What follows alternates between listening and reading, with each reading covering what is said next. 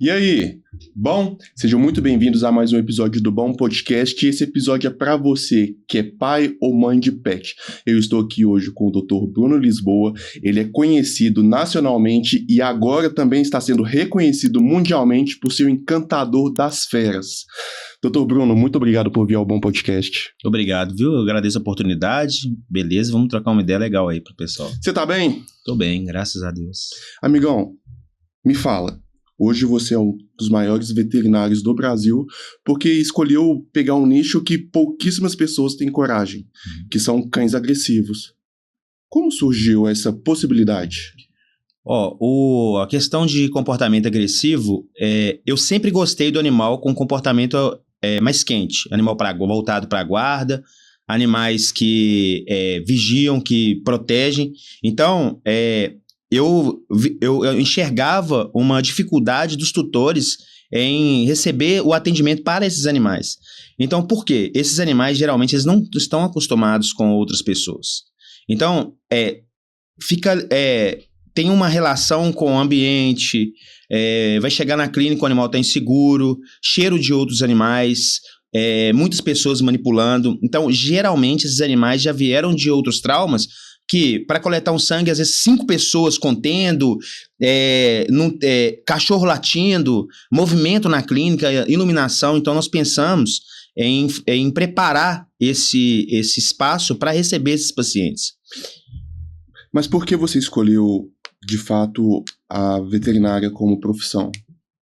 Eu amo animal desde que eu entendo por gente. Então, eu nunca tive dúvida em outra profissão. Eu sempre quis cuidar. Se eu pegava um animalzinho pequenininho na rua, machucado, eu já queria cuidar. Se eu via uma galinha machucada, eu queria cuidar. Então, isso já veio desde criança mesmo. E como foi a sua formação? Cara, isso é engraçado porque eu era taxista.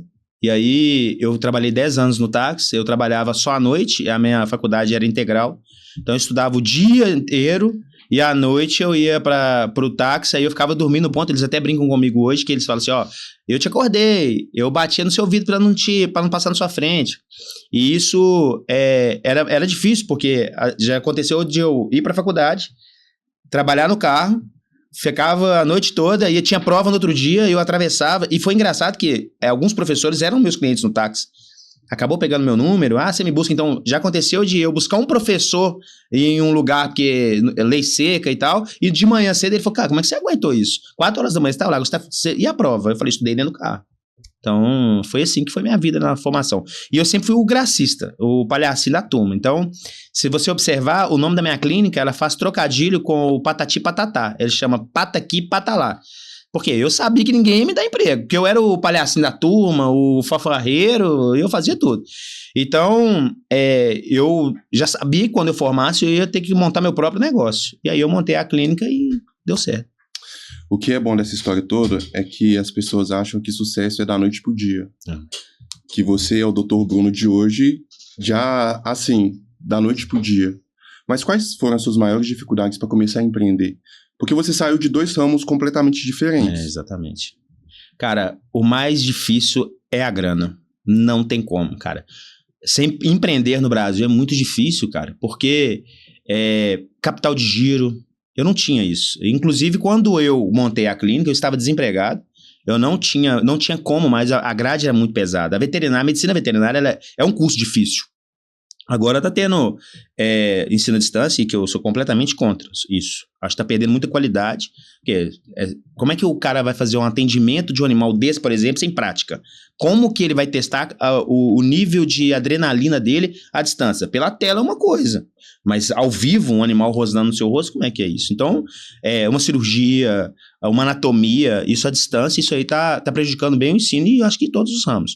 Mas eu acho que o que fez com que eu ganhasse coragem para poder montar o meu negócio e dar certo foi a persistência mesmo, porque eu tinha meses que eu não sabia como é que ia ser o pagamento do meu aluguel, funcionários já saíram porque eu atrasava pagamento, foi muito difícil o início. Então, a rede social me ajudou muito, comecei a fazer meus trabalhos e mostrando e postando, e aí a rede social crescia, a minha empresa crescia e as coisas foram ficando melhores, assim. A clínica veterinária em geral, ela recebe todos os portes. Mas qual foi o seu passo a passo até ser especialista mais em cães agressivos? Exatamente. Foi assim, eu fazia cardiologia em São Paulo. Então, a minha ideia, eu precisava especializar em uma área. E aí eu comecei a fazer a cardio com influência de um dos meus especialistas lá. Então, assim, lá é um centro de especialidade. Tem cardiologista, oftalmo, dermato, gastro. E aí ele falou, Bruno, faz a cardio, porque eu vou viajar. Inclusive, ele está nos Estados Unidos, o Dr. Rodrigo. E ele falou, olha, eu vou te apoiar e vou te ajudar. Eu vejo que você gosta da cardiologia. Mas, apesar de achar legal a cardiologia, ainda meus olhos não brilhavam. Eu não sentia que aquilo era para mim. E aí, eu sempre atendi animal com comportamento agressivo, eu sempre amei isso, eu sempre amei, achei lindo um cachorro bravo. Tanto que eu tenho um cachorro que é o Thanos, ele veio parar em minhas mãos porque ele era agressivo. Se ele fosse manso, talvez eu teria doado para outra pessoa, mas a tutora não quis ficar com ele porque ele agredia. Ele mordia com 59 dias, eu tenho vídeos disso no Instagram. E aí eu controlei essa agressividade dele, fiquei super feliz com aquele comportamento dele e pronto, ele virou meu amigo ali e protetor. Então, uma das coisas que me foi chamando a atenção foram os meus colegas. Eles começaram a me falar. Falou, Bruno, peraí, você tem uma coisa diferente. Você tá atendendo. O que a gente tem que demorar, fica com medo, junta 5 para fazer, você tá fazendo com 1. E aí eu comecei a desenvolver habilidades, coletar sangue com uma mão. Porque as pessoas tinham medo de chegar, então eu segurava com uma mão, fazia o garrote e coletava com uma mão só. E aí isso foi chamando a atenção deles. Falou, Bruno, isso que você tá fazendo é tipo assim, é fora da caixinha. E aí, você escuta um, aí passa, fica tranquilo, aí passa, você escuta de outro, aí eles juntou todos eles e começou a falar, cara, larga a cardiologia. Isso que você tá fazendo aí você já se encontrou. É isso, não tem. Você tem um oceano azul sozinho aí. Então, você tem que ir nessa vibe. E aí o que me chamou a atenção foi começar a atender animal deles. Ou seja, a maioria dos especialistas que estão lá é professor da Federal, outro é professor da PUC, são referências. O Dr. Mike, por exemplo, é o gastro. Ele falou, Bruno, eu tenho um Rottweiler lá, eu não consigo tirar sangue dele. Pô, o cara é casca grossa, jiu-jiteiro, o cara é muito experiente, já teve clínica, hoje ele é gastro, é uma referência em Belo Horizonte. Mas ele falou, Bruno, tira pra mim, porque eu não consigo tirar sangue do meu cachorro e ele não aceita focinheira. Falei, cara, então vamos marcar, vou fazer um espaço bonitinho pra ele, eu separo o tempo na minha agenda pra não ser nada corrido, não funciona se for corrido. E aí eu preparei, fui coletar o sangue, ele paralisou na minha frente, falou, eu nunca vi isso na minha vida, cara, como é que você fez isso? Eu usei o colar, coloquei uma música, baixei a iluminação, coloquei uma luz azul, coletei o sangue, ele falou, cara, eu tô com o aparelho de eletrocardiograma dentro do carro, deixa eu fazer. Falei, pode pegar lá, fica calmo, o cachorro ficou tranquilo. Quando ele foi embora, ele falou, cara, isso é impressionante o que você tá fazendo. Aí eu acabei alterando o valor da consulta de animal com comportamento agressivo, tendo em vista que ela demora mais, precisa de mais atenção, então eu tinha que abrir mão de outros pacientes ali naquele dia. Então, geralmente eu atendo um animal com comportamento agressivo, eu cancelo uma agenda na parte da manhã, por exemplo. Se eu conseguir fazer ela em menos tempo, aí eu reabro a agenda e as meninas começam a entrar em contato com os tutores que estavam marcando para ver se querem adiantar o atendimento. E o que faz um animal ele ter um comportamento agressivo? Porque eu posso pegar um cane corso manso, mas também posso pegar um filhote com 15 dias de vida que você sabe que esse já vai ter um comportamento muito exaustivo. Exatamente, essa pergunta é ótima que você fez. Antes de tudo, é preciso avaliar o indivíduo. A pessoa fica assim, cara, que isso, um pitbull? Peraí, calma. O animal, o pai é manso, a mãe é mansa, tem socialização, convive com muitas pessoas, um tutor que sai com ele na rua desde novinho, tem contato com outros animais, então assim, esse animal tende a ficar mais tranquilo. Aí você vai pegar um Shih Tzu, que o cara não saiu com ele, o pai e a mãe já eram quentes, que geralmente quando você compra de canil, o cara faz um melhoramento genético quando ele tem um trabalho sério. Então, ele viu a agressividade, ele já não quer isso. Então, ele já, esse aqui não serve, porque ele é muito agressivo, os filhotes estão vindo agressivos. E aí ele pega a mãe tranquila, o pai tranquilo, vai corrigindo problemas comportamentais e fisiológicos também, ou anatômicos. E aí o cara, esses problemas acontecem mais quando eu tenho um macho, você tem uma fêmea, vamos cruzar os dois? Você não sabe de nada, não tem uma linha, não tem um estudo da árvore genealógica desse animal. Então aí você quer acabar e aí é um problema. Então assim, nós vamos encontrar chow-chows que tem animal tranquilo, mas nós vamos encontrar chow-chows que mordem os próprios donos, que atacam os próprios donos, e a maioria das vezes o cachorro ele não ataca do nada. Ele nunca vai atacar do nada. Ele é porque a pessoa não sabe ler, por exemplo. O animal, ele demonstra antes, ele mostra. O Chow-Chow é traiçoeiro. Eu não considero o Chow-Chow traiçoeiro, isso é mentira. Traiçoeiro é eu fingir que sou seu amigo e te apoiar lá pelas costas. O Chow-Chow não, ele tá te mostrando que ele vai te atacar. Ele tá com o olhar baixo, ele tá com a orelha pra trás, ele tá com o corpo mais baixo, a escápula mais em decúbito, a cauda entre as pernas. Pô, ele tá te mostrando ali. Como é que ele é? É porque ele aceitou um carinho no início e de repente ele mudou. Peraí, qual que é o seu convívio com esse animal? Então as pessoas têm que parar com isso de às vezes invadir o espaço do animal. Eu até brinquei uma vez, eu fiz uma postagem, falei assim, o Chow-Chow não é traiçoeiro, você é que é chato. Porque, olha, a pessoa vê ele com aquele aspecto de ursinho, ele quer o quê? Ficar... Ele fica acariciando, beijando, apertando o animal. Cara, se eu fizer isso com você, você vai falar, Bruno, pelo amor de Deus, cara. Então, assim, é chato até pra gente, só que a gente quer que o animal, ele aceite isso, ele tolere isso. Então, assim, é um animal que ele não gosta muito disso. Geralmente, ele não gosta muito desse tolero. É porque é uma das raças mais primitivas que nós temos. Uma das raças mais antigas que nós temos. Eles eram cães de guardas. Então, as pessoas invadem o espaço do animal. E quando o animal ataca, ele é o traiçoeiro? Não, é você que é invasivo por essa raça. Doutor Bruno, e por que eu vejo nas ruas muito Chow-Chow abandonado? Exatamente por causa disso. Todo mundo... O ideal era a pessoa procurar um médico veterinário para escolher a raça junto, para saber se ela tem o perfil para escolher aquela raça. Então, uma coisa que eu ia falar para vocês, tutores que estão assistindo esse podcast... Paguem uma consulta para um profissional explicar para você sobre aquela raça para saber se você tem o perfil ou não para criar aquela raça. Eu quero criar um Chow-Chow, eu quero criar um Shar-Pei. Geralmente, observem para vocês verem, as raças que mais parecem ursinho são as que mais nós vamos ter problema. Olha lá, vamos lá. Akita, Chow-Chow, Shar-Pei. Olha, é tudo fofinho. Lulu da Pomerânia. Lulu, é tudo fofinho. E aí você vai ter um problema. Porque você não entende daquela raça. Só pegou porque você achou fofinho. Você não perguntou um veterinário. Você não fez uma pesquisa de raça. Eu tenho uma televisão assim, geralmente a pessoa que faz a consulta prévia para poder adquirir uma raça, eu mostro, olha, essa raça é isso, ela tem isso de alteração. As patologias mais comuns são essas. O comportamento, na grande maioria, né? Porque a gente tem que avaliar o indivíduo de forma isolada também, mas na grande maioria o perfil da raça vai em torno de uma agressividade maior, uma intolerância ao toque, receptivo com os da família e não receptivo com os de fora. E aí, é isso que você quer? Geralmente a pessoa fala, não, Bruno, eu achei que era diferente. Então, qual a raça que você me indica? Me fala como é que é a sua rotina. Aí, nós vamos falar de raça. Então, a raça está muito relacionada ao perfil da família. O que acontece muito também, eu fazendo essa comparação que você trouxe, são casais sem filhos, que quando tem o primeiro filho, começa a ter problema com o cachorro. E acaba até colocando esse cachorro em adoção. Perfeito. O que esse casal deveria ter feito antes de abandonar ou doar até mesmo o cachorro? Perfeito. Eu tive um caso desse ontem, inclusive. O ideal é que ele... porque, assim, muitas pessoas têm carência em criança. Eu não tenho, então não chamo o animal nem de cachorro. E às vezes até uma ofensa quando a gente faz por incrível que pareça, dentro da clínica. Seu cachorro... Não, não é cachorro, não é meu filho. Então, eu posso dar o exemplo da minha mãe. A minha mãe tinha uma carência em ter filha. E veio eu e meu irmão, homens. E aí ela só adquiria animal fêmea. Que era um Shih Tzu, um York. E aí eram as meninas dela. E quando chegou as netas, que aí eu tenho uma filha, meu irmão tem duas... ela voltou a lembrar que aquilo era um cachorro. E aí, os animais sofrem muito com isso. Porque os animais começam... Se ele tomava banho toda semana, aí já estava na cama, vai pro terreiro.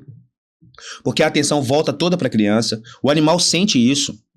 Isso, inclusive, pode causar uma agressividade para aquela criança. Porque o animal vai perdendo espaço e ele entende que não teve uma adaptação da família para esse membro que chegou. Na cabeça dele é uma matilha ali. Então, não teve um trabalho, põe para escutar sua barriguinha, ter contato desde o início,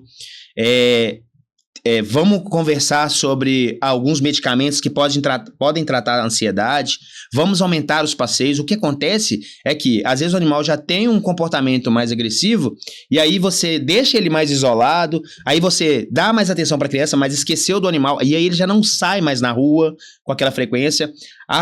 O fato dele não sair mais aumenta a ansiedade, aumenta a agressividade, e aí nós vamos ter problemas. Existe cachorro impossível de ser tratado ou adestrado?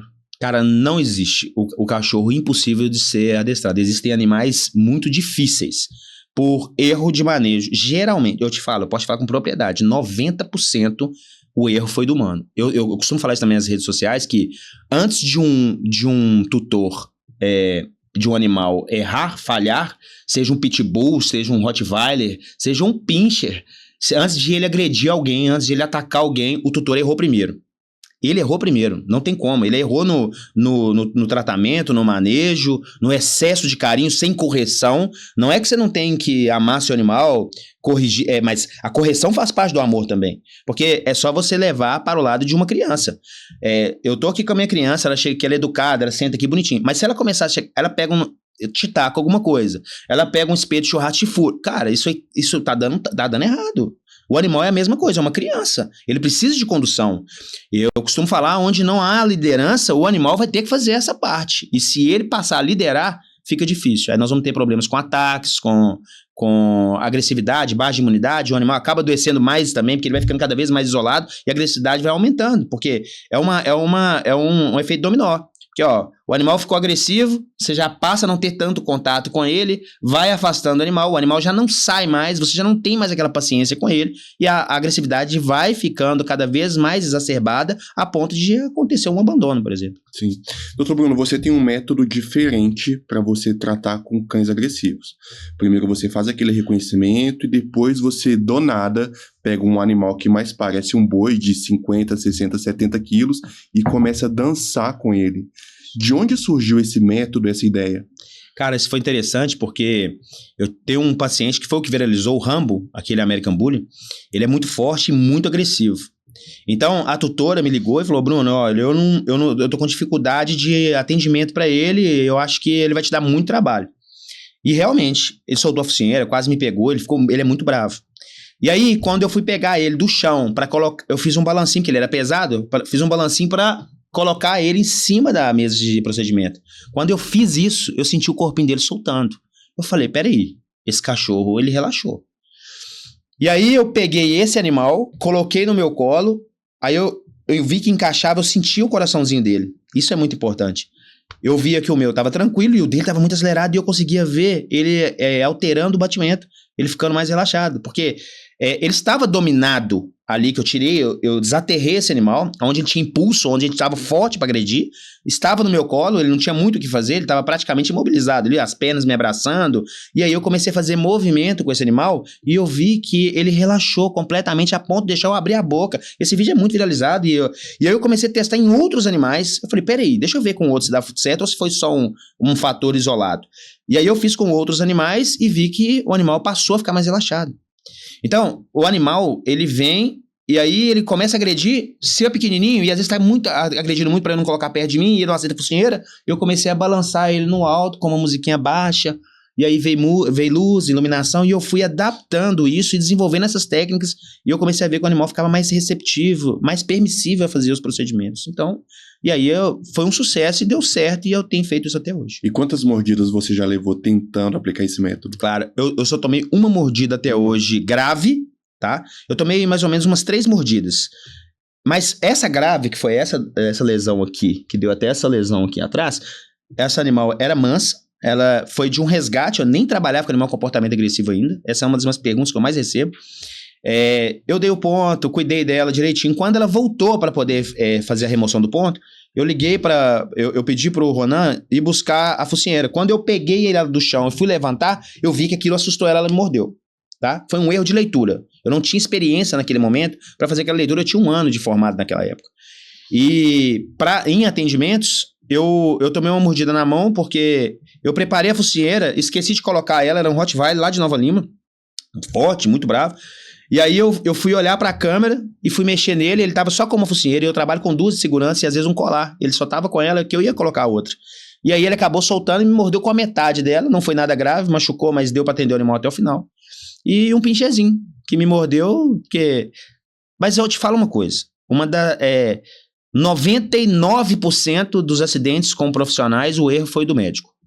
O erro não tem como, o erro foi de um médico veterinário, seja em errar na leitura ou na condução.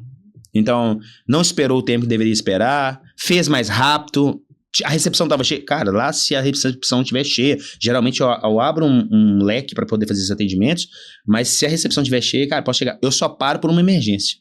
Se chegar uma emergência, um atropelamento, só tiver eu de médico na clínica, eu converso com o tutor, chamo ele, peço pra ele ficar com o animal e vou atender uma emergência. Fora isso, eu não paro por nada. Eu fico ali, mas tá lotando a recepção, vai ficar. Não tava marcado? Cara, eu tenho esse tipo de atendimento. Ou chamo outro médico pra dar uma assistência, ou eu não paro o que eu tô fazendo. E aí? E por que não chegar já de cara e dopar o animal e anestesiar pra você conseguir fazer o manejo? Cara, é importante essa pergunta também é muito interessante, porque, vamos lembrar, o animal que procura um atendimento, geralmente esse animal ele está com alterações, ele está doente. Eu vou te dar um exemplo. Você imagina que esse animal está com uma pneumonia. Então, o respiratório desse animal, ele está alterado. Então, você imagina que quando eu mexo com a anestesia, seja uma mulher, para colocar uma prótese, ela tem que assinar o quê? Um termo. Por quê? Essa anestesia ela tem risco. Ela tem risco, não tem jeito. Por quê? Você mexe com a dinâmica do paciente. Você mexeu com a dinâmica do paciente, frequência cardíaca, respiratória, temperatura. A pessoa fala, não, o cirurgião é fera no que ele está fazendo ali. O cirurgião é muito importante, mas o anestesista, ele é pouco reconhecido pelo tanto que ele faz. Naquele momento, eu costumo dizer que o anestesista, o médico anestesista, ele é o DJ da vida. Enquanto a gente está lá operando e tal, a gente já está ali, tranquilo. Mas o médico anestesista, ele caiu a temperatura, ele tem que fazer, liga o colchão. Frequência cardíaca está começando a diminuir, ele tem que fazer medicamento para restabelecer. O animal começou a ficar com o respiratório alterado, ele vai fazer o respiratório. E geralmente, quando eu vou levar um animal para médica cirúrgica, o que eu faço antes? Eu faço uma avaliação cardíaca, um pré-operatório. Cara, eu nunca vi aquele animal, o animal é agressivo. Geralmente, esses animais vão apresentar patologias. Você imagina que o animal é um animal sênior. Eu não sei se o animal tem um tumor no pulmãozinho. Eu não sei se é uma pneumonia ainda. Eu preciso entender desse animal para não fazer uma medicação. Você imagina se eu te falei que isso é um animal rígido, já tem risco? Um animal saudável? Imagina para um animal descompensado. Um animal que está com trato respiratório alterado. Eu não te falei que a frequência respiratória vai ter alteração esperando já em reflexo das medicações? Imagina se eu faço isso sem o animal estar entubado. Sem eu fazer uma avaliação cardíaca, a probabilidade de eu perder esse animal é grande. Tem risco, Bruno, no seu atendimento? Tem risco. A pessoa também assina um termo. Mas ali, enquanto estou fazendo a avaliação, eu estou observando mucosa, eu estou vendo a língua, como que tá, se ela tá cianótica ou não, se ela tá ficando roxinha. Eu dou tempo pro animal, eu coloco música, eu acalmo. E aí, geralmente, quando eu levo ele para um procedimento, eu já fiz tudo. Eu fiz a avaliação de sangue, eu já sei como é que tá a função renal, a função hepática. E por isso, não vale a pena. Claro, a segurança do profissional, onde não tem a especialidade, e é uma mão de obra bem difícil, é importante que se diga isso. Em casos de urgência, o animal está passando mal, não tem o jeito, né, o veterinário, ele está ali para poder dar o primeiro atendimento. Cara, se ele não tem a experiência do comportamento, ele tem que entrar e fazer a sedação. Infelizmente, é assim, não tem outra forma. Mas já que eu tenho o recurso de não precisar usar medicamentos, eu uso a minha técnica e acaba dando certo. Doutor Bruno, você consegue, no seu atendimento, perceber se a agressividade desse cachorro ela é pautada pelo seu DNA ou foi estimulada pelos tutores, como forma de treinamento excessivo, até mesmo como fazendo alusão à rinha, à briga de cachorro, ou simplesmente estimular ele atleticamente demais, subir em árvore, subir em muro? Tá. Em anamnese me ajuda muito. A anamnese é o histórico. Então, quando eu tô conversando com você está me contando a rotina desse animal. Consigo ver, o animal fica confinado? O animal tem contato com outros animais? Sobre a questão de você falar de excesso de exercício, subir árvore, descer, isso, falando de um pitbull, por exemplo, que é a raça que você deu exemplo, quando fala de rinha, geralmente esses animais eles não são agressivos, por incrível que pareça, eles repercutem muito, mas eles não são agressivos com seres humanos. Eles foram geneticamente modificados e pensados para briga. Então, eles não gostam geralmente de outro animal, mas de pessoas não. É claro, um animal com uma energia daquela, se ele fica confinado, ele vai demonstrar agressividade também, porque é ansiedade, volta no tudo que a gente conversou. Isso não só para um pitbull, isso para qualquer raça. Se você fizer isso com um poodle, por exemplo, deixar ele confinado numa corrente, a probabilidade dele ficar agressivo é grande, não precisa ser pitbull para isso. A diferença que dá tanto destaque é a performance, é pra você ver que é um animal forte, robusto, mordida forte, e aí acaba tendo os acidentes, e isso acontece todos os dias, com um SRD, com um poodle. Mas em questão de exercício, excesso de exercício, cara, primeiro que o mundo que a gente está vivendo, é o contrário. As pessoas não estão tendo tempo de levar pra sair. Ah, Bruno, mas eu já vi altos vídeos lá, o cara subindo árvore, pulando muros. Isso é ótimo pro animal. Isso é ótimo, cara, que ele tá gastando a energia dele de forma positiva. Ele tá fazendo exercício, ele tá interagindo, ele tá vendo mais pessoas, ele tá aterrando, tá em ambiente árvore, grama. Isso pro animal é sensacional. Isso é o que falta até para nós humanos. Então, se você levar para os humanos, uma pessoa que não tem uma rotina dessa, é ansiedade, é depressão, é obesidade. Então, quando você pensa no animal, tem que fazer a comparação, porque a qualidade tanto do ser humano em interagir, em fazer atividade física com o animal, isso é saúde. Isso é mentalmente e fisicamente. E o que você acha da proibição de procriação de algumas raças? Por exemplo, se eu não me engano, a partir de um tempo, Lagoa Santa acho que não pode ter mais Pitbull ou Rottweiler. Não podem ter Pitbull, Rottweiler, Cane Corso, Doberman, Fila Brasileiro, algumas raças que foram proibidas, principalmente essas voltadas para a guarda. Cara, não funciona. Para mim não funciona isso. Porque eles estão restringindo e aonde que a gente falou que é um problema. Olha pra você ver onde que vai estar o problema. Eu não falei que tem que socializar com mais pessoas. Se você passa a falar que ele não pode andar em via pública, ele vai ficar cada vez mais isolado de humanos. E no dia que um dia a gente vai falhar. A probabilidade de dar errado é muito maior do que ele ter contato com outras pessoas. Porque aí vai ficar mais em casa. O tutor vai, vou deixar pra ir à noite. Acontece igual na academia, às vezes você chega em casa cansado, você fala, não vou mais não. E não vai levar o cachorro também não. E aí o animal ficando mais agressivo, um dia o portão vai abrir. E se esse portão abrir com esse animal agressivo, ele já vai sair atacando quem está em movimento. Vai ver uma pessoa correndo, por quê? Ele já não está mais vendo aquilo. Então uma pessoa correndo para um animal que tem um instinto de caça e é agressivo, é uma caça, ele vai atrás e vai morder. Então o que eu acho é que tem que ter uma regulamentação, uma habilitação para tutores. Nós temos que trabalhar na educação do tutor. Sair com focinheira, responsabilidade com microchipagem e ser fiscalizado. Não fiscalizar se ele está andando na via pública, não. Tem que fiscalizar o animal se ele está microchipado, se ele está identificado, se você tem uma habilitação, se você é capaz de criar aquele tipo de raça. Se a gente regulamentasse isso, nossos problemas acabariam. Não é proibindo uma raça, porque, cara, Pitbull é proibido desde que eu me entendo por gente.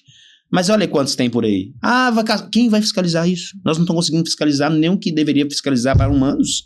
Quem é que vai fazer essa fiscalização? Quem vai ficar parando uma viatura aqui? A polícia vai parar uma viatura toda hora para poder ficar vendo se o animal tá microchipado, se tá no horário. Cara, eles têm que pensar em outras coisas. Então, o caminho não é a proibição. O caminho é a educação, principalmente do tutor. Doutor Bruno, como os tutores podem estragar um cachorro? Não estragar no sentido de quebrar, mas estou falando no sentido de comportamento mesmo. Porque tem muito cachorro que não tem limite por falta de responsabilidade ou cuidado dos donos. Perfeito. Cara, ele pode estragar esse animal deixando esse animal confinado. Falta de atendimento médico, de rotina clínica para esse animal. Por quê? Um dos maiores causadores de agressividade em cães é a dor. Seja articular. Olha, vamos lá lembrar dos animais de grande porte. Mas eu tenho um cachorro mais idoso lá e ele é rabugento. Não é que ele é rabugento. Ele já não tolera tanta coisa porque ele tem dor articular, ele tem dor na coluna. Inclusive, quando eu faço as minhas danças, eu faço uma pré-avaliação antes. Peraí, ele tem problema de locomotor? Eu não vou pegar um cachorro com dor na coluna e vou colocar aqui para poder fazer um vídeo. Eu não vou fazer isso. Eu quero o benefício daquilo ali. Então, eu tenho que fazer uma avaliação antes. E aí vem um problema de displasia coxofemoral. Então, se você tiver uma rotina clínica, o médico vai identificar essas alterações e vai entrar com analgesia. Já aconteceu muitas vezes de eu entrar com analgesia em um animal, fazer um uso crônico de algumas medicações e o animal... Bruno, ele mudou da água pro vinho. Claro! O animal estava com dor. O animal, aí ele vai, não socializa, não anda mais com ele, não tem mais paciência. Cara, mas é idoso, já não aguenta andar. Cara, coloca o seu cachorro no carro, vai lá pra Mangabeiras, deixa ele andar um pouquinho naquela grama, ver pessoas... tomar um sol, a vida dele continua. O problema é que as pessoas aí já alimentam de qualquer jeito, aí o animal já está acumulando tártaro. o animal já vai parando de alimentar, e um dente bambo, e toda vez que aquilo causa dor também, mais agressividade. Então, o que eu posso dizer é que se você não tiver uma rotina, não tiver uma atenção com esse animal, seja ela clínica ou ambiental mesmo, de socialização, de sair para ter uma qualidade tanto física como mental, a gente vai ter problema. Isso aí, o animal vai viver menos. Porque o animal estressado, ele vive menos. O animal de grande porte, ele já envelhece mais do que o de pequeno porte. Por causa disso, articulação, um animal que vai ficar prostrado mais tempo, vai coincidir com problemas de dor, ele tem mais dificuldade, porque ele às vezes está mais agressivo, tem mais dificuldade de sair com ele na rua, tem horário para sair, então é isso que vai causar o problema para esses animais. Doutor Bruno, e por que raça de cachorro ela é muito estimulada por moda? Por exemplo, nos anos 90 era febre ter pastor alemão, capa preta. Aí foi evoluindo, aí houve um boom de pitbull. Aí foi evoluindo mais pouquinho, um boom de bull terrier. Hoje, a gente mal vê poodle, a gente mal vê outras raças de cachorro, que era muito comum. Aquele salsicha, por exemplo, é raro a gente ver. Deixa. Hoje a gente vai na rua e só tem o quê? Golden, Lulu da Pomerana, Bulldog. O que acontece de fato? Cara, isso está muito relacionado à mídia. A mídia. Rede social, televisão. Vamos falar aqui de um influenciador. Virgínia, por exemplo. Se a Virgínia aparecer lá com o Lulu, todos os seus seguidores, as suas fãs vão começar, Lulu, né? Quer ver? Vou te dar um exemplo. Um dos cachorros um boom que mais teve aqui foi o Pug. Como é que o Pug chegou? Através do filme Homens de Preto. Lembra disso? Sim. Então tinha o Pug, aí todo mundo, eu quero um desse, né? Você que engraçadinho, né? E aí foi um boom e todo mundo trouxe o Pug pra cá. E que cachorro feio. Não, o problema não é nem esse. O problema é que é uma raça que eu acho que é uma injustiça em criar. Por que eu falo isso? Porque é um animal braquicefálico, não respira direito, ele praticamente não tem nariz, ele não tem nada, ele não tem focinho, não tem nada pra respirar. E aí ele fica gordinho, dificulta a expansão torácica, a pessoa vai lá, castra, aí o animal vai ficando obeso, vai ficando difícil para poder criar esse animal, porque no calor esse animal sofre muito com hipertermia, é um animal intolerante, não aguenta andar muito. Eu tenho muitos problemas com agressividade com o Pug também, exatamente por isso. É um animal que tem intolerância, não consegue andar muito, não consegue, principalmente em dias quentes, aí ele tende a ficar mais confinado. E é muito difícil. O Pug é um dos animais mais difíceis para trabalhar no comportamento agressivo, porque ele não tem nem como colocar focinheira. E se você colocar ali o colar nele, ele fica muito estressado. E aí ele já não respira. Aí geralmente eles têm o palato alongado. Não consegue respirar pela boca direitinho também, e aí acaba ficando cianótico. O animal desse pode desmaiar, o risco de óbito é maior. E aí é um problema. As pessoas vão muito por modismo, por rede social, por televisão, e acaba adquirindo essas raças que estão na moda porque alguém influente teve. Seja o Jack Russell. Veio o Jack Russell por causa do filme do Máscara. Nunca é do nada. Porque se for do nada, eu fui lá agora nos Estados Unidos, peraí, quem sou eu para poder influenciar uma raça? Não, peraí, o cachorro da Virgínia. O cachorro do Michael Jordan. Eu vi que o Mike Tyson estava criando pitbull, aí aquela linha toda da área da luta, falando, então é legal, vamos pôr, um Charles do Bronx, exemplo, ele vai ter um pitbull. Ele mostra, ele correndo com o cachorro, aí o cara, não, cara, eu também quero ter um, porque eu sou seguidor do Charles, eu gosto daquilo, e aí vai acontecendo. Mas é sempre influência de alguém, ou de um filme, ou de uma novela, ou do próprio Instagram, ou de uma influência. É por isso que acontecem essas viralizações de raças. Quais são as raças de cachorro que pobre não pode ter? Ou porque dá muito problema de saúde, ou porque gasta muito com alimentação? Nenhuma. Antes de você adquirir um animal, você tem que olhar se ele cabe no seu orçamento. Não importa se ele é SRD, se ele é de raça, porque todos vão precisar de atendimento. É claro que o SRD, pela variabilidade genética, ele tem uma resistência maior, mas não a nível de não precisar de vacina. Mas a gente quase não vê cachorro morrendo de sinomose, os SRDs, claro que vê. Não entra na estatística, porque ninguém divulga, mas a raça que eu mais peguei com sinomose foi os animais de rua, animal que tá na roça, e é os que eles falaram que não precisava de vacina. Se você tem um SRD, se você tem um Lulu, um Shih Tzu, todos os dois, eles vão precisar do atendimento do mesmo jeito, eles vão precisar de rotina clínica, de enriquecimento de ambiente, sair com esses animais, a atenção é a mesma. Seria a mesma coisa de dizer que um japonês ou um africano ou brasileiro, eles têm diferenças. Não tem, cara. Nós estamos falando de espécie canina. Fisiologicamente, os animais são iguais, anatomicamente, os animais são iguais. Todos vão ter as mesmas infecções. Claro, se fosse pensando assim, então existia uma vacina para um SRD. Vamos ter uma vacina mais barata para o SRD, que é o vira-lata, sem raça definida, e vamos ter uma vacina para o Pug, para o Lulu. Não existe isso. As doenças são iguais. Se eu pegar um animal infectado e tiver contato com um SRD, ele vai pegar. Se eu pegar o SRD contaminado para um animal de raça, ele vai pegar. Então, não tem essa de raça de pobre.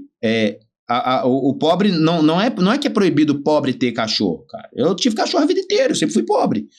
Mas é questão de, cabe no meu orçamento? Eu tenho condição de dar uma alimentação boa, balanceada para esse animal? Porque quem não gasta com ração vai gastar com veterinário. Se ele não está gastando com ração, ele vai ter dinheiro para gastar com veterinário? Então, assim, o animal que come bem, ele tem uma imunidade boa, ele tem uma vacina boa, ele vai evitar uma parvovirose, uma sinomose, porque, cara, quando isso cai na internação, um controle aí para você salvar o animal de uma parvovirose, geralmente 7, 10 dias, 15 dias internados. Isso aí é um custo alto. Em média, você vai gastar 4 a 5 mil reais para salvar um animal desse. E muitas pessoas, eles dão valor para o animal. Eu paguei 5 mil reais nesse animal. Cara, e por incrível que pareça, vou te falar, às vezes a pessoa que menos tem condição é a que mais tenta salvar aquele animal. Pega empréstimo, fica desesperada, entra no cartão de crédito, porque ela ama aquele animalzinho. É um fiapinho de manga, é um SRD. Ela ama aquele cachorrinho que ela faz de tudo para salvar aquele animal. Sinceramente falando, é uma das pessoas que mais se dedicam em salvar animais. Às vezes, a pessoa que comprou o animal por condição financeira, ela fala, cara, eu paguei 5 mil nesse Lulu, eu não vou gastar mais 10 mil com veterinário, entendeu? Não tem aquele vínculo, não tem o amor pelo animal. Eu adquiri o animal porque eu pensei que ele ia ficar, nunca ia me dar problema. Agora deu problema, cara, eu não vou gastar não. O que eu vejo o mais comum para mim dentro da minha rotina é que realmente a pessoa que tem menos condição, às vezes é a que mais investe no animal.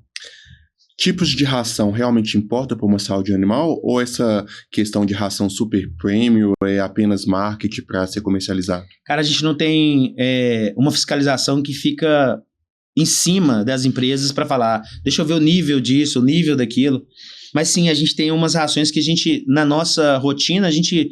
qual que é a alimentação que o seu cachorro faz? Meu cachorro, eu não vou falar em marcas, mas ele come essa ração e aí eu vejo que essa ração, esses animais, na sua... na média que eu faço, sim, eles têm uma saúde melhor. Então, eu indico mais essa ração. O meu cachorro, por exemplo, ele é mais na N. Eu curto muito da alimentação natural para o meu animal.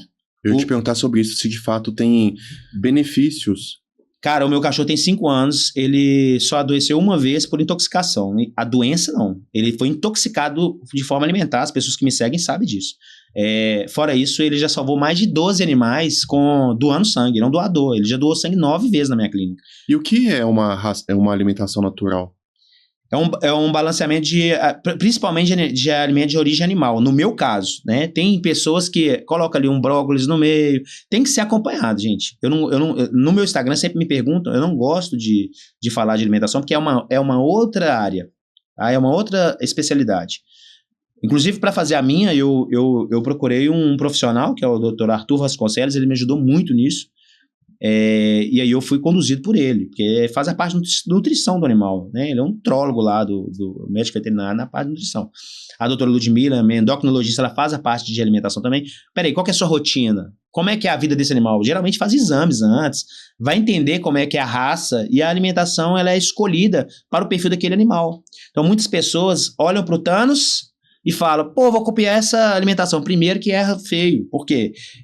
Você pegar o seu cachorro que nunca fez essa alimentação e colocar um fígado para ele, um ovo, sem fazer uma readaptação alimentar, isso tem que ser feito até com própria ração. Eu quero mudar de ração, você não troca hoje. Vou trocar hoje de uma ração para outra. Não, ela é gradativa.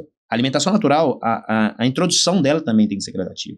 Porque senão é dar feijoada para índio. Os alimentos têm que ser cru? Ou eles podem ser cozidos? Eles têm que passar por algum processo? Tem das duas formas. O meu eu faço cru. Mas é uma linha bem dividida na medicina veterinária. Tem pessoas que não concordam, não gostam. Inclusive, Os meus colegas lá, tem colega meus gastos que não curtem ela ser crua, de forma crua, mas tem outros que aí já gosta e faz ela pré-cozida. O problema tá mais na contaminação humana. Se esse animal, como é que é lá na natureza? Ele vai lá, ele abate um coelhinho lá, ele come, não dá problema. Mas o problema é que onde teve manipulação humana, existe o risco de contaminação. O meu cachorro eu faço de forma crua. Eu lavo os alimentos e entrego para ele. Quais raças de cachorro você não indicaria para um tutor ter? Essa pergunta eu só consigo te responder se eu fizer a avaliação, aquela consulta que nós conversamos lá atrás. Eu preciso entender o perfil dessa pessoa. Eu preciso entender o que ela quer. Você quer um cão de trabalho? Eu tenho um sítio, Bruno. Eu queria um cão de guarda. Ah, mas eu tenho uma criança. Eu não vou escolher para ela ali um Rottweiler, talvez. Eu não vou escolher essas raças assim. Por quê? Criança. Ah, qual que é a idade dessa criança? Eu vou escolher para ela um pastor alemão, né? Um cachorro. E sempre vou recomendar a condução por um profissional. Cachorro de guarda é diferente de cachorro bravo. Cachorro bravo oferece mais isso pra você do que pro de fora, pra um bandido, por exemplo. O cachorro, porque às vezes o cachorro é bravo pra caramba, aí o cara vai, pula lá o muro de sua casa, ele pega um pedaço de pau, o cachorro vai pro fundo do lote. É mais por proteção dele mesmo. Agora, o cachorro que é condicionado pra guarda, ele é desensibilizado desde pequeno, que é o caso do meu cachorro, você pode abrir, pode dar um tiro pro lado dele, que ele vai continuar atacando. Então, Bruno, mas é porque eu tenho criança em casa, eu não queria um cachorro agressivo, não quero nada pra guarda. Vamos pensar no Golden? Vamos pensar num labrador? Né? Bruno, meu menino é o que eu mais recebo, assim, eu tenho um filho autista e ele é bem pequenininho, então ele não tem muita noção, Bruno. Às vezes ele aperta o animal, ele puxa a virilha, ele taca as coisas no animal. Cara, como é que eu vou indicar um Rottweiler para essa pessoa? Como é que eu vou indicar um cão de guarda para essa pessoa? Então, assim, eu preciso trabalhar em raças mais calmas. Às vezes o cara... porque eu tô com um menino, meu menino tem 3 anos de idade, Bruno, e eu quero arrumar um cachorro pra ele. Cara, assim, um menino de 3 anos de idade, não é nem a hora dele pensar isso. Tem que dar brinquedo. As pessoas pecam muito nisso. Quer presentear seu filho e vão dar ele um bichinho. Se você dá um brinquedo... Eu tenho uma filha de 2 anos e 10 meses. Eu dou ela um brinquedo hoje, cara, daqui 3 dias minha filha já quer outro e ela não quer saber daquilo ali. Isso acontece muito com os animais, com os cães. Isso é um pecado, cara. Fazer isso é uma covardia. Você pega um Lulu, pega um Shih Tzu e entrega pra aquele menino. Vamos pôr ali, com muito tempo, 1 mês ali, ele vai achar uma fofura. E outra, depois vai colocar o animal pra lá. Aí a pessoa fala, mas eu comprei pra você não tá cuidando. Cara, você comprou o cachorro pra uma criança e quer que ela cuida? Você quer que ela dá banho, ela leva pra passear? E aí as pessoas também não pensam que vai levar um animal para uma criança que não tem muita noção ali, aperta, joga o animal de qualquer forma, causa lesão, causa dor, machuca. O animal às vezes vai ter uma lesão ali que... Vamos dar um exemplo do Dutch. Ele tem anatomicamente, o corpinho dele é mais esticadinho, então é um animal mais fácil, mais susceptível a ter problemas com hérnia de disco, discopatia. Então... Aí a pessoa fica deixando um cachorrinho daquele cair, cara. Vai ter uma redução intervertebral ali.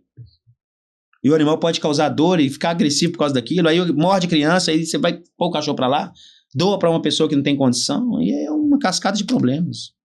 Dr. Bruno Lisboa, você é conhecido atualmente como ser o adestrador das feras. Como chegou esse nome? Cara, é encantador de feras, mas é diferente adestramento para o trabalho que eu faço. O adestramento você precisa de tempo para fazer. É uma educação para o cão. Eles me comparam muito com o César Millan.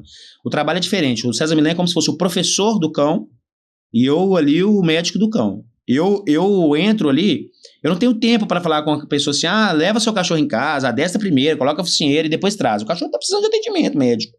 Isso é diferente. E eu entro, faço toda a condução com todas essas técnicas que eu desenvolvi, que eu te falei, de música, de dança, de condução, de leitura, e aí eu consigo fazer a condução para o atendimento daquele paciente. Só que, como eu atendi principalmente esses cães que dão muita repercussão, que é Cane-Corso, Rottweiler, Pitbulls, American Bulls, várias vezes, os derivados, né, de Pitbulls, eles acabou ganhando repercussão. E aí a própria mídia acabou me anunciando como catador de feras. Eu tive a Nani Venância, uma uma apresentadora de TV, e ela falou, Bruno, esse nome Encantador de Feras combina muito com você. Na época a gente tinha pensado, Encantador de Cães, mas existe o César Millan que já tem esse apelido, né? Ele já é reconhecido por isso. Mas aí a gente falou, não, Encantador de Feras não existe. E o que você faz está muito mais voltado para feras do que cães. Cães pode ser normal, tá? Mas feras não. Feras você trabalha mais com animal com comportamento agressivo. E aí pegou. Hoje em dia a televisão, nós tivemos reportagem ali na Rede Globo, eu posso falar? Não, claro, fica à vontade. No SBT e na Record. Eles começaram a me apresentar com esses nomes. O Dr. Bruno, ele é conhecido como um encantador de feras. Aí pegou. E hoje todo mundo me chama de encantador de feras. E como é sua rotina de vida em questão de cuidados com o corpo?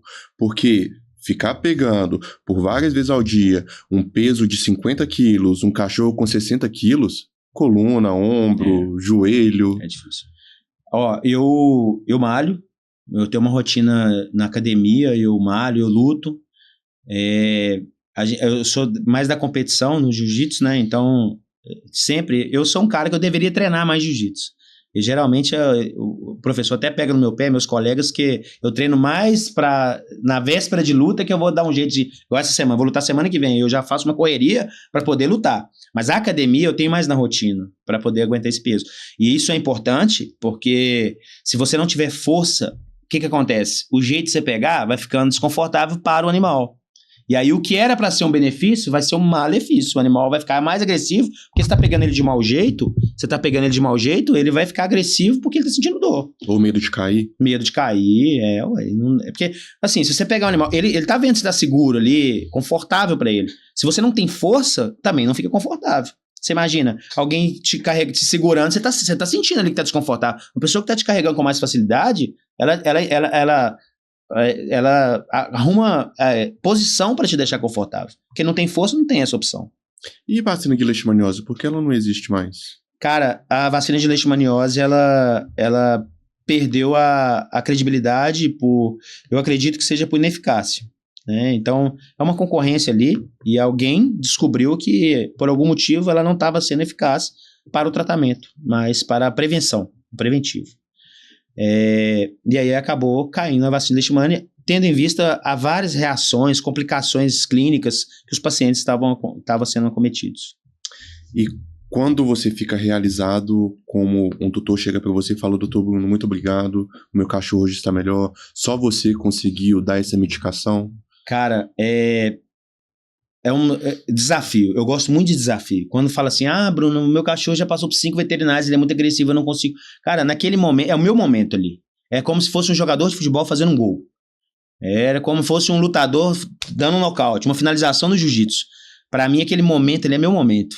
Quando as pessoas que eu atendo, os tutores que eu atendo, eles sabem. A minha fisionomia muda. Eu não atendo por dinheiro só. A gente precisa de dinheiro, claro. Eu vivo com dinheiro. Toda a gente faz com dinheiro. Mas eu tenho prazer naquilo ali.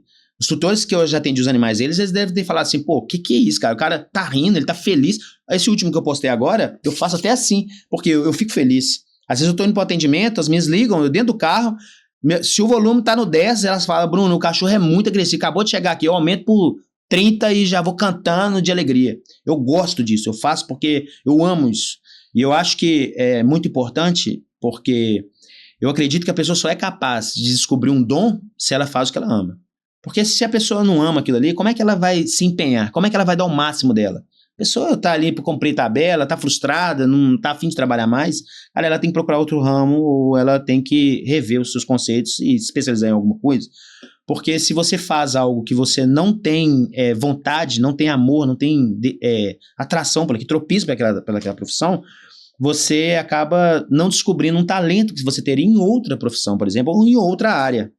E eu me identifiquei, eu me encontrei com animais de comportamento agressivo, que foi uma coisa que foi uma faculdade da minha vida inteira, observando comportamento, que eu sempre amei cachorro de comportamento agressivo, assim, mais protetor. Então eu tinha um Doberman que ele era manso e eu ficava frustrado, triste, que eu queria ele bravo. Eu tentei fazer de tudo para ele ficar... Inclusive, vale a pena ressaltar isso, que nem todo animal é para guarda. Às vezes você vai pegar uma ninhada de 12 filhotes, um vai sair bem, ou 3 ou 4, e mesmo assim fazendo um trabalho. A mãe boa de guarda com o pai bom de guarda, isso é o melhoramento genético, voltado para aquele tipo de animal que você quer criar. Ah, eu quero animal para guarda. É eu que caio naquilo que você me perguntou. Ah, e a família? O que você acha que a família não pode fazer? Ela não pode adquirir um animal sem conhecimento, para ela não se frustrar. Ah, eu peguei um chow-chow, Bruno, mas ele não gosta que há muita... Peraí, você não me perguntou, eu ia te falar. Na grande maioria das vezes, o chow-chow não gosta disso. O Akita. Ah, ele é traiçoeiro. Não é traiçoeiro, não. A pessoa tem um ego ali de ficar tendo que mexer. Olha, eu corrigi uma tutora essa semana. Ela falou, meu marido passa muita mão na cabeça dela. Aí, enquanto eu fazia a anamnese, estava digitando, ela estava fazendo assim no rosto do animal. Estava balançando o rosto do animal. Falei, eu acabei de descobrir por que seu cachorro não aguenta o toque no rosto. Você está acendendo a agressividade e aumentando o instinto de caça desse animal. Você está irritando a sua cachorra e movimentando na frente dela. Ela não está podendo ver nada. A cachorrinha, nós operamos ela ontem, inclusive. Ela mexia o braço na frente da cachorrinha, a cachorrinha já estava querendo pegar. Eu falei, você está errada. Aí ela falou assim, Bruno, ontem eu fui dançar com o meu animal e ela só queria me morder. Eu fui fazer o que você falou, deu errado. Eu falei, me mostra o vídeo. Eu identifiquei vários erros. Ela não fez, não acendeu a agressividade do animal com a mão, ela foi dançar como? A mãozinha na cabeça e continua a mesma coisa. E eu observei o perfil da tutora, tudo o que ela vai fazer, geralmente ela mexe mais rápido. Ela vai dar um exemplo no cachorro e fala, não, porque aqui na cachorra, olha aqui, tá acendendo a agressividade no cão, é delicado. Esses animais que estão mais quentes, já estão, nós já falamos no início daquela criação, aí nós temos que fazer um trabalho, às vezes eu tenho que trabalhar mais o tutor do que o cão. Às vezes eu tenho que voltar meu olhar para o tutor, e o cão é o que menos me importa ali, que se ele mudar a condução que ele está fazendo, na mesma hora ela conseguiu pegar o cachorro e falou, não balança a cabeça, não fica passando a mão na cabeça. Pega entre as escápulas e vai dançar com o seu animal. Ela, deu para dançar, não ficou calminha. E aí o animal ficou calmo. Então, é isso. Um trem que é muito difícil fazer em casa é dar medicação para cachorro. A gente precisa distrair o cachorro, colocar o comprimido dentro de algum pedaço de alimento. Como fazer isso ser mais fácil? Então, é importante que o médico veterinário tente te ajudar nessa situação, e isso é ter empatia, porque às vezes eu vejo que na área, tanto na medicina humana quanto na medicina veterinária, a gente peca muito quando prescreve, a gente tem que olhar para quem a gente está fazendo a prescrição. Porque às vezes a pessoa tem uma deficiência na mão, às vezes a pessoa é uma idosa, mora sozinha. Então, é tentar buscar caminhos para facilitar o trabalho da pessoa. Porque a frustração dessa pessoa vai cair sobre você. Eu trabalhei com o veterinário não resolveu o meu problema. Até chegar um que vai pensar nessa pessoa e vai falar, vamos manipular? Seu cachorro gosta de quê? Meu cachorro gosta muito de frango. Vamos manipular o medicamento no sabor frango para ele? Geralmente, foi embora. Dá certo. Nós temos muitos meios hoje, muitas formas de oferecer esse medicamento. A gente tem medicamento transdermal, cara. Você passa na orelhinha ali, o animal absorve e faz o mesmo efeito. Nós temos via oral. Seu cachorro aceita com esse tipo de alimento? Por exemplo, o cachorro que está lá, o tutor do Espírito Santo, inclusive vai embora hoje, aquele Reiter, aquele cachorro mais agressivo, ele gosta muito de banana. É uma alimentação que eu recomendo fazer todo dia para o animal? Não. Mas estamos falando de tratamento. A prioridade desse animal é fazer o tratamento. Dentro da banana, esse cachorro nem vê o que está comendo. Então, é você fazer uma boa anamnese primeiro, antes de fazer a prescrição, antes de você sentar para escrever e ver a via que você vai usar para fazer esse medicamento, é preciso que você entenda como é o animal em casa, como é a rotina do tutor também. Porque não adianta eu fazer uma prescrição que você não vai dar conta de fazer. Se você falar que eu errei mesmo. Porque eu não olhei pra você, eu não vi se você era um idoso, se você tinha uma deficiência. Peraí, cara, vai ser difícil você fazer isso. Porque o cara tá falando assim, você vai abrir a boca e vai... Peraí, o cara às vezes não tem nem como fazer isso, tem uma paralisia de uma forma, a pessoa não tem outra pessoa que vai segurar, uma pessoa vai segurar pra você lá, a pessoa às vezes não fala isso lá na hora, mas a pessoa às vezes mora sozinha. Né? Isso acontece muito com o idoso. Então, melhora isso pra ela. Bruno, eu tô fazendo o meu cachorro me morde muito. E eu tô fazendo tratamento do ouvido, nós temos medicações hoje que você faz uma aplicação hoje, daqui a 7 dias você repete e acabou. Hoje tem até de dose única. Você faz isso dentro do consultório lá na hora. Falta de paciência, de explicar como é que vai ser feita a medicação. Então, às vezes, o profissional não olha para o tutor e o diferencial do atendimento já começa aí. Você fala com ele, uma coisa é você escrever. Olha, vamos fazer um exemplo de uma limpeza, de um tratamento de ouvido. Você vai massagear por 30 segundos, vai preencher o conduto auditivo e vai esperar 10 minutos para usar o antibiótico. Não. Escreveu.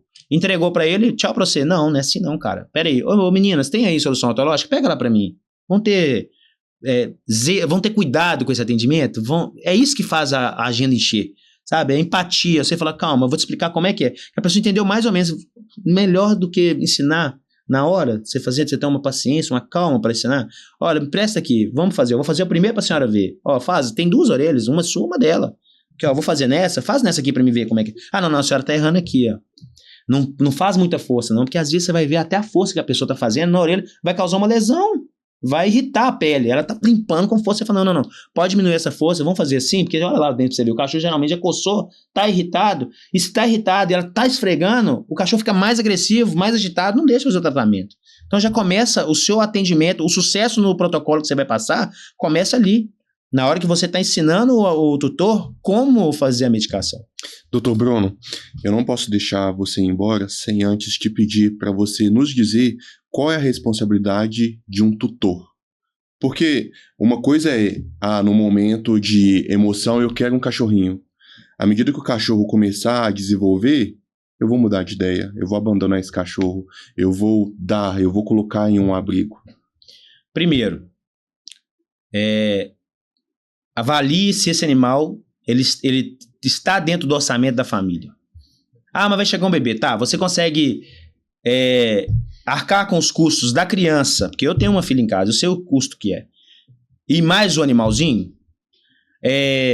você vai ter condição não só de comprar ração, mas de levar ao médico veterinário, de fazer a rotina clínica, de fazer vacina, de levar para passear. Tem que lembrar que esse animal tem uma vida, não é um brinquedo.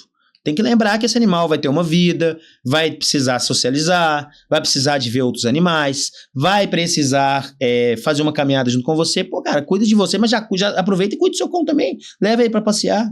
Por isso eu acho que muitas das vezes o governo está errando. Porque se você passa a sair com o seu animal e ele vê mais pessoas, no caso que a gente está falando do pitbull, a socialização ela é perfeita, tanto para um cachorro que não é agressivo quanto o que é agressivo. Porque aquele que não é agressivo, ele pode ficar agressivo ou ficar confinado. Você pode acender nele uma agressividade que não existia. Então, no caso do animal que já tem tendência a ser agressivo, você vai acender, vai exacerbar esse problema. Então, uma das coisas que eu falo você quer ter um animal? Vá ao médico veterinário para começar. O primeiro passo, escolher a raça no perfil da sua família.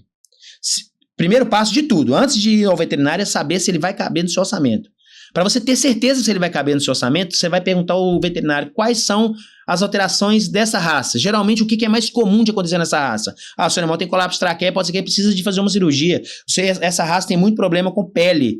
E os produtos dermatológicos, Shih Tzu, Bulldog francês, Bulldog inglês, atopia. Você vai comprar um medicamento para tratar a atopia, você vai gastar R$250 por mês, você tem essa condição? Geralmente, meu cachorro fica lambendo a pata o tempo inteiro. Isso pode ser problema de atopia, pode ser ansiedade.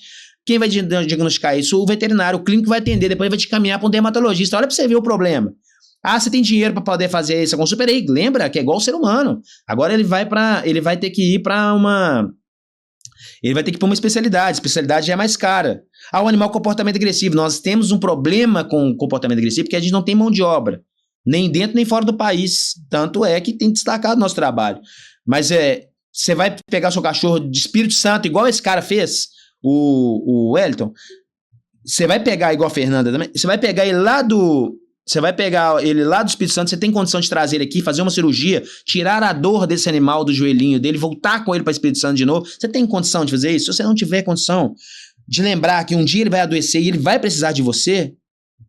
Bruno, meu cachorro nunca teve nada, é o que eu mais escuto. Meu animal nunca teve nada. Peraí, você fez rotina? Bruno, apareceu agora. Não apareceu agora. Não tem como você ver, nem eu ver, se eu não fizer um exame de imagem, por exemplo. Eu vou fazer uma avaliação clínica é uma coisa, eu fazer um check-up é outro. Porque quando eu faço um ultrassom, o que está no seu check-up? Geralmente eu gosto de pedir o exame de sangue para ver função dos órgãos, função renal, função hepática, questão de plaqueta, né? E eu gosto de pedir exame de raio-x para alguns animais que têm alterações respiratórias, como os braquicefálicos, colapso traqueia, maltatossina, eu gosto de fazer, principalmente os animais mais idosos. E ultrassom abdominal. Por que isso? Porque uma coisa que é operável hoje não é operável amanhã. Então não é do nada. O seu cachorro, não é raro, às vezes eu falar com o tutor e falar assim, olha, o seu cachorro hoje ele tá com um tumor inoperável. Infelizmente, a gente vai ter que fazer eutanásia. Por um problema que eu deveria ter feito lá atrás, mas ele nunca adoeceu. Não é que nunca adoeceu. Ele já está doente há 3, 4 anos. Você que não buscou a informação. Você tem que fazer um check-up para descobrir. A gente é assim com o ser humano também. Porque o câncer é uma doença silenciosa, por exemplo. Golden tem muito, Rottweiler é silencioso, mas peraí, o que você fez para você ver? Para você prevenir. A prevenção ainda é o melhor remédio. Sim. Então, a pessoa, ela esquece de fazer essa prevenção e fala que aconteceu ontem. O que eu mais recebo lá, cara, é animal que já tá com miíase. A miíase, bicheira, já tá, a miíase já tá desse tamanho. Ela não nasce desse tamanho. Ela vem em ovos, ela vem ficando pequenininha, mas aquilo já tá ali tem 15, 20 dias. Não foi ontem. O veterinário, o clínico, ele não quer problema, mas ele sabe que não é de ontem. Já houve um falta de cuidado há muito tempo. Tem muita gente que vai levar pra consulta, ele dá o banho só naquela vez ali na consulta, o animal chega cheirosinho. Pra te falar a verdade, nem é a hora de você dar banho, o veterinário atrapalha o trabalho dele. Se você mandou ele pra dar banho, pra levar lá, e eu precisava olhar o ouvido, como é que eu vou identificar a secreção que tá no ouvido? Era o momento? Não era. Você tem que cuidar do seu animal. Agora tem uma secreção que ela nem dá banho, leva ele sem banho pro veterinário, que você vai ajudar o veterinário. Sim. Onde fica a sua clínica e como faz para agendar uma consulta com a sua equipe? Ok. A clínica fica no bairro Boa Vista, na Avenida Elísio de Brito, 480, próximo à Independência, tá? Fica mais ou menos 8 a 10 minutos do estádio do Independência. E o nome dela? A clínica chama Pataqui Patalá e nós trabalhamos lá com todo centro, toda especialidade. Então tem oncologista, oftalmo, dermato, neurologista, a parte comportamental que é comigo e a gente faz raio-x, ultrassom. E aí a gente pede para poder fazer um agendamento prévio, para não chegar lá e tá atendendo um animal com comportamento agressivo, não vou poder fazer outro atendimento, ou ficar esperando muito tempo, mas se for emergência, não tem problema, pode levar. Inclusive a clínica é 24 horas, pode levar qualquer horário, 3, 2 da manhã, que vai ser atendido. Dr. Bruno Lisboa, muito obrigado. Foi maravilhoso trocar essa ideia com você, porque animal, principalmente cachorro, é o animal que eu mais amo e provavelmente quem está nos assistindo também tem um animal em casa ou está pensando em ter um e tenho certeza que a sua participação aqui foi muito enriquecedora e para você que estava pensando em pegar alguma dessas raças que o Dr. Bruno falou sem condição ou sem mesmo saber algum BO que essa raça pode ter, fique alerta, tá bom? Exatamente, eu agradeço muito a oportunidade, foi muito legal, o espaço é muito bom, muito obrigado mesmo. Eu que agradeço, amigão. Obrigado pelo carinho, recepção foi maravilhoso. Gente, curtam, comentam, compartilhem esse episódio e mandem esse episódio com qualquer pai ou mãe de pet que você conhece. Até a próxima. Obrigado, gente.